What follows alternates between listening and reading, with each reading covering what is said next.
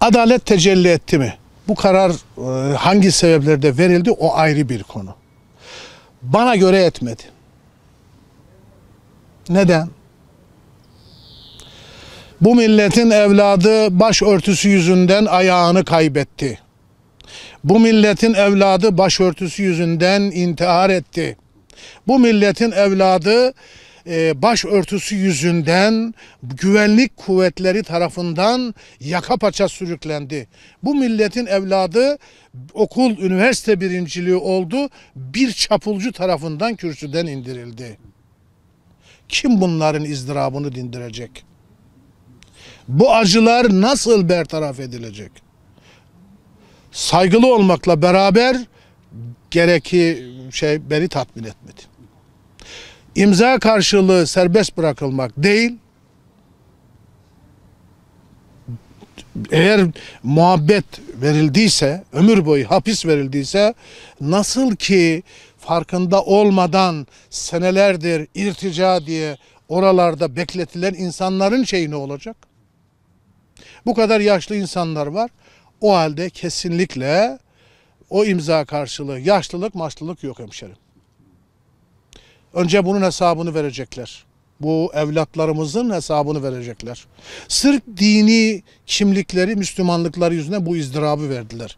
Vicdanlarında mi olacaklar yani? Bir kere bu milletin vicdanlarında mahkum bu insanlar. Bizim 8 Şubat mağdurları şucu bucu diye alıp içeri tıktıkları insanlar cezaevinde. O zaman bu adalet temsilcilerine, özellikle adalet mekanizmasına bunların tekrar değerler. Bakın 28 Şubat'ı yapanları mahkum ettiniz. Allah razı olsun. Bunların mahkum ettiklerini niye çürütüyorsunuz? Bunu tekrar gündeme getirip adaleti sağlamaları gerekir. Sünnet olmadan, peygamber olmadan Kur'an dini diye yeniden bir din ihdas edilmek isteniyor. Bu yine Batı'nın İslam dünyası üzerinde oynadığı bir oyundur. Eğer peygambere ve onun sünnetine ihtiyaç olmasaydı Cenab-ı Hak neden peygamberler vasıtasıyla bu Kur'an'ı bizlere tebliğ etti ve peygamberimizin de buyurduğu gibi aleyhissalatü vesselam Efendimizin size 2 emanet bırakıyorum. Bunlardan bir tanesi Kur'an ve benim sünnetimdir. Şimdi bu Türkiye'de özellikle bir zamandan beri hem hadisleri hem sünneti hem peygamberi inkar ettirmek nedir? Kur'an dini. Kur'an bir dinin esaslarını oluşturan ilahi bir kitaptır. Bu da Cenab-ı Hakk'ın bu millete peygamberler vasıtasıyla Hazreti Muhammed Aleyhisselatü Vesselam vasıtasıyla göndermiş olduğu ilahi Kur'anlardır. İslam olmasaydı, Cenab-ı Hakk'ın vahdaniyeti, vücubiyeti olmasaydı zaten bu İslam dini ortaya fikri, düşüncesi veyahut da bu din ortaya konulmamış olsa peygamberleriyle Kur'an'a da ihtiyaç olmazdı. O halde İslam Kur'ansız, Kur'an İslamsız ve İslam dini de İslami hayatta peygambersiz, sünnetsiz olmaz. Her kim ki buna itiraz ediyorsa, bunun aksini savunuyorsa bu İslam dünyasının, İslam milletinin aleyhine bir harekettir. Hiçbir zaman lehine değildir. Hiçbir millette, bakın hem Yahudilikte hem Musevilikte hem Hristiyanlıkta hiçbir zaman ne Musa tartışılıyor ne de İsa Aleyhisselam tartışılıyor. Gerçi biz Müslüman olarak hepsine iman ediyoruz. Ama neden son ahir zaman ümmeti içerisindeki peygamberi neden tartışılıyor? Bu yeni bir proje. Oryantalistlerin özellikle Türkiye üzerinde oynadıkları bir projedir. Ben buradan bütün Müslüman kardeşlerime, bütün Türkiye'ye sesleniyorum. Bunlar profesör de olsa, bilmem ne olsa olsun kesinlikle itibar edilmemeleri, Muhammedsiz bir Kur'an anlayışı, din anlayışı, hadissiz bir din anlayışı, sünnet olmayan bir anlayış din olamaz ve bunu tamamen böler çıkarırlar. Herkes Kur'an'dan okuduğu gibi hüküm çıkarırsa işte aynen papazların veyahut da Museviler, Yahudilerin Tevrat'ı ve İncil'i bozdukları gibi maksat Kur'an'ın aslını tartışmalı hale getirip bozmaktır. Bütün İslam alemi bu tür konuşanlara itibar etmemeli. Şimdi Türkiye'de artık bu milletin evladını kandıramadıklarından dolayı Avrupa'da milletten öc alınmak isteniyor. Bana göre bu ülkenin insanı da orada, yine bu ülkenin vatandaşı da dış emperyalistler tarafından kullandırılarak bu kardeşliğin bozulması. Çünkü Avrupa'da olan insanlar bu ülkenin doğusuyla batısıyla bu ülkenin insanları bu cami üzerinden tekrar bir ayrıştırma yapılmaya çalışılıyor ki Almanya'da, Hollanda'da bu hep batının. Batı dediğiniz zaman aklınıza bir Almanya falan gelmesin. Hepsi Batı olarak anlayın. Hepsi İslam düşmanıdır. Ve özellikle oradaki kardeş kavgasını burada nasıl yürütemediler, orada o Avrupa üzerinden yürütmeye çalışıyorlar. Bana da göre bir projedir.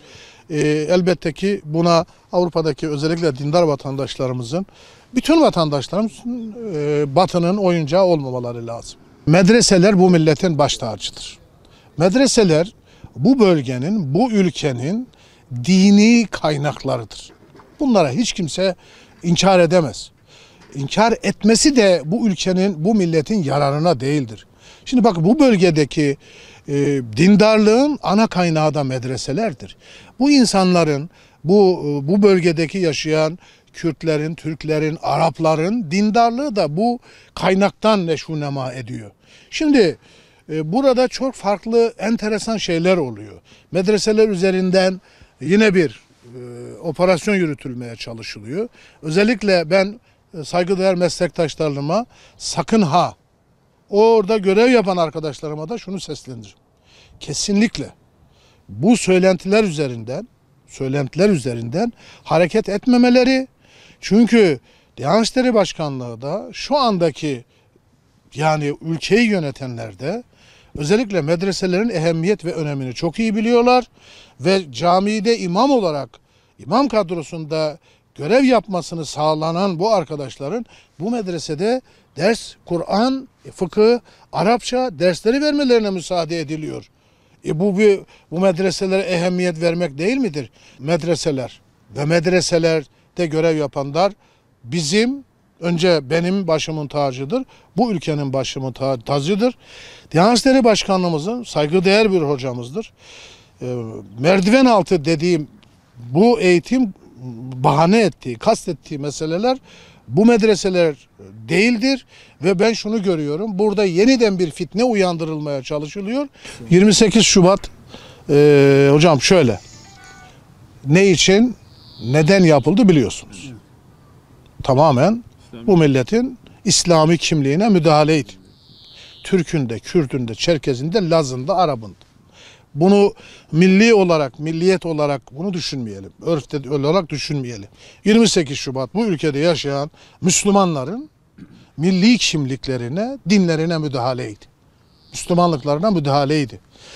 Şimdi bu dönemde mağdur edilen arkadaşlarımız var. Kurban edilen arkadaşlarımız var. Mesela Milli Eğitim Bakanlığı'nda birçoğu hemen hemen döndü. Şu anda şeyde de Diyanet İşleri Başkanlığı'nda da zaten çok sayıda yok. Bunların da incelemesi devam ediyor. İşte bu FETÖ olayları. Biz bunu aslında bundan 3 sene evvel de görüşmüştük. Yarın da kurum idari kurul toplantımız var. İnşallah söz veriyorum oraya da götüreceğim. Bunların hızlandırılması gerekir. Bu arkadaşların eğer hakikaten bir suçları yoksa derhal görevlerine, aynı kadrolarına iade edilmeleri gerekiyor. Bu konuda biz gereken desteği de vereceğiz.